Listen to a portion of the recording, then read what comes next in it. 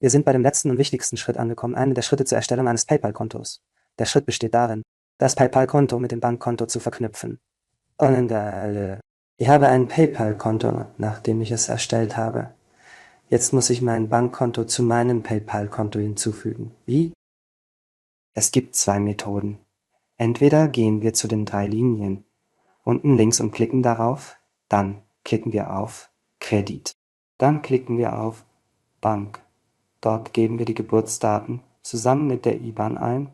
Danach klicken wir auf Bank oder die zweite Methode.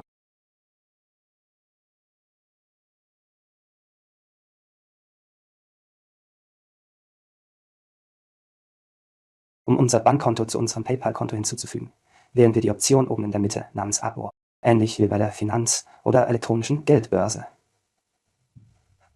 Wenn wir darauf klicken, erscheint bei mir links die Wahl zwischen Bankkonto hinzufügen oder Kreditkarte. Ich möchte zum Beispiel mein Bankkonto hinzufügen. Ich klicke auf das Pluszeichen oben bei Bankkonto. Danach werde ich zur historischen Ansicht weitergeleitet, die nach unten scrollt und mich auffordert, meine persönliche Geburtsnummer einzugeben. Danach die IBAN meines Bankkontos. Dann klicke ich auf Bankkonto. Natürlich, nachdem ich geklickt habe, erscheint das hinzugefügte Bankkonto wie folgt. Es wird auf der Hauptseite meines Bankkontos angezeigt, zusätzlich zu einem roten Feld mit dem Wort Bestätigen. Nach dem Hinzufügen des Bankkontos zu PayPal erhält man eine Überweisung von PayPal in Höhe von 1 Cent.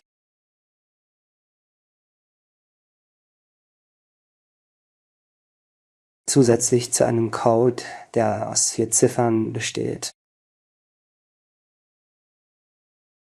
Um mein PayPal-Konto zu bestätigen, dauert es etwa 2 bis 3 Tage, bis ich von PayPal eine Überweisung auf mein Bankkonto erhalte. Nach 2 Tagen werde ich den Code sehen, der mir geschickt wird. Jetzt klicke ich auf das Feld Bestätigen, das ich hier habe. Ich klicke darauf und es erscheint Folgendes. Jetzt scrolle ich nach unten. Es wird von mir verlangt, welches Bankkonto verwendet wird. Also ist es sicher das Bankkonto. Ich klicke darauf. Wie ihr seht, wird hier angezeigt, dass ich von PayPal eine Überweisung mit einem Code aus 4 Ziffern erhalten werde. Natürlich müssen wir diese Zahlen eingeben. Jetzt werde ich zu meinem Bankkonto gehen. Nach 2 oder 3 Tagen werde ich einen Kontoauszug machen. Ich werde sehen, dass ich von PayPal eine Überweisung in Höhe von 1 Euro erhalten habe, zusätzlich zur Überweisung, die einen Code aus 4 Ziffern enthält. Ich werde einen Kontoauszug von meinem Bankkonto machen, nachdem ich den Kontoauszug meines Bankkontos gemacht habe. Ich werde sehen, dass ich von PayPal eine Überweisung erhalten habe. Ungefähr 1 Euro, natürlich zusätzlich zu ungefähr 1 Euro, was im Gebrauch sehr üblich ist.